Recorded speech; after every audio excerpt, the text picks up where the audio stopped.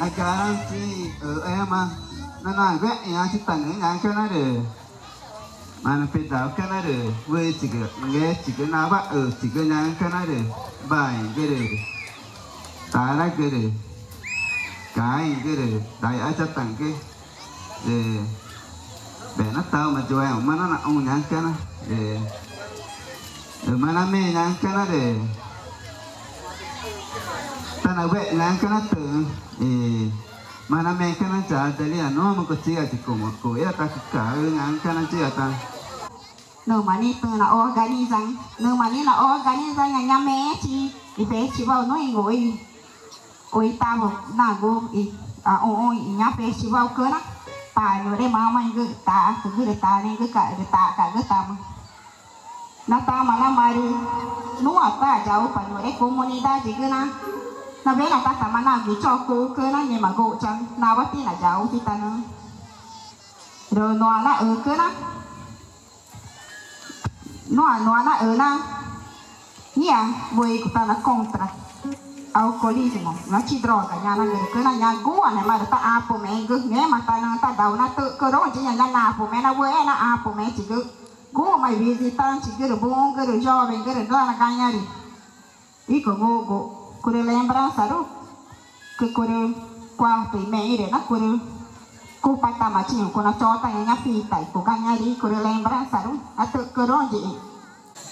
Quero aproveitar, apesar que a maioria das comunidades ainda não chegaram, para dizer o nosso em nome dos freis, o Frei William, que faz parte da equipe das panelas, todos os freis e a equipe do festival, um obrigado, mas muito grande mesmo, às índias guerreiras, que são as cozinheiras, e os índios guerreiros, que são os ajudantes, né? Que guerreiros, As índias guerreiras hoje de manhã carregou uma tora, só um pedacinho, né? Então 6 a 5 dias estão carregando lenha, água, peixe, todo dia. Então esses são os verdadeiros índios e índias guerreiras do festival. A equipe das panelas, nossas cozinheiras, ajudantes e pescadores também. Vamos dar uma salva de palmas aos nossos índios e índias guerreiras do 8º Festival do Évare. E agora queremos escutar também o canto de vocês, né? Que vocês cantam muito bem, não é?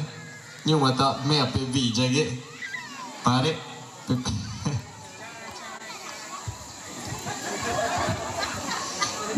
Nghe cái đó nó nổ mà kệ bà vì trái của ta vì trái cái này được mà phải này ôi mà chú đẹp ta này ôi mẹ chỉ là phải ta ở bên một cái phần để vì ta chỉ cái đó nhưng mà để trả mà này mà ta ý là bắt bẻ ta cho là mẹ ta nghe và mấy ta để prepara cái này nhưng mà ta để vì trái cái cô gì là chỉ là nhá cái này để bẻ cái để trả ở mà để ta nhá cái đó để mà để nhà cái này cô chỉ là cái nhà cái này cô chỉ là cái rồi chỉ cô chỉ ai bé bé và na ở bên mơ cơ na ở bên mơ cơ rồi chỉ cô chỉ ai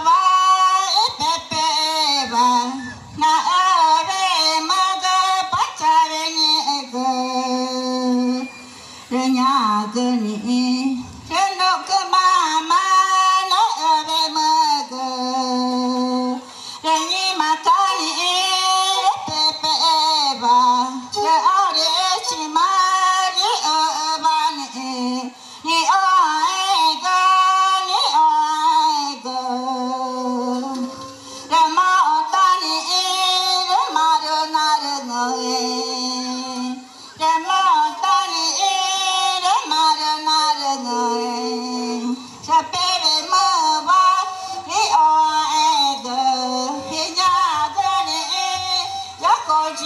ra gờ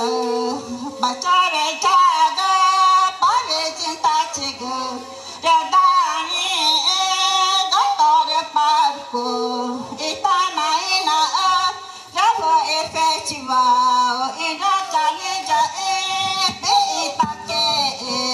bà về trên ta chỉ gờ bà về trên ta chỉ gờ na bà ni ta ta no ma gờ giờ chi ta chi giá phê chua bà giờ na bà ni ta giá to goya gờ mà giá to goya gờ mà đến na bà ni ta cha bên ta vào bà giá bên ta vào bà cái na ta ni ta gã mẹ chị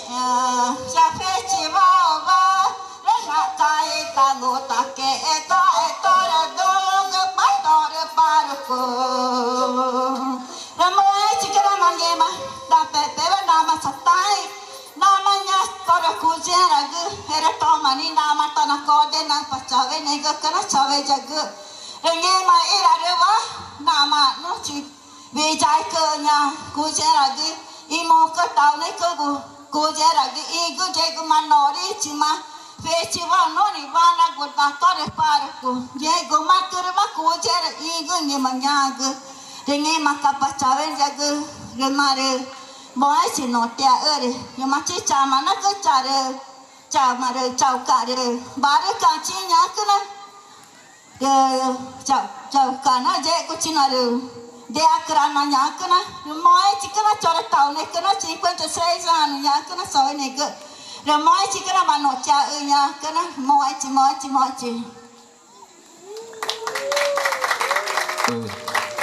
để nghe mà nhang cái nó tại dễ của chị là nhang cái nó để vẽ nó nghẹt ta nó là dễ của chị nhang cái tao nhà ni bè vui của cha chính là cái nó để nó chạy para mà nhang cái nó để vẽ nó ta này của nó nghe cái nhang cái nó tao nhà mà ni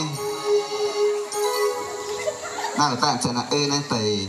ít nó bé đó là nhang cái này là choli ta nhang cái nó để nó xem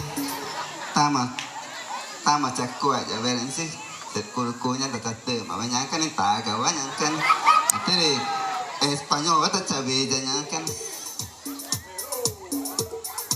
nó cholita bien tienen su falta tienen su bailar tienen su ratito ya andan a su vida voy a cantar la lengua español. Quiero presentar para todo comunidad que participa de este gran evento.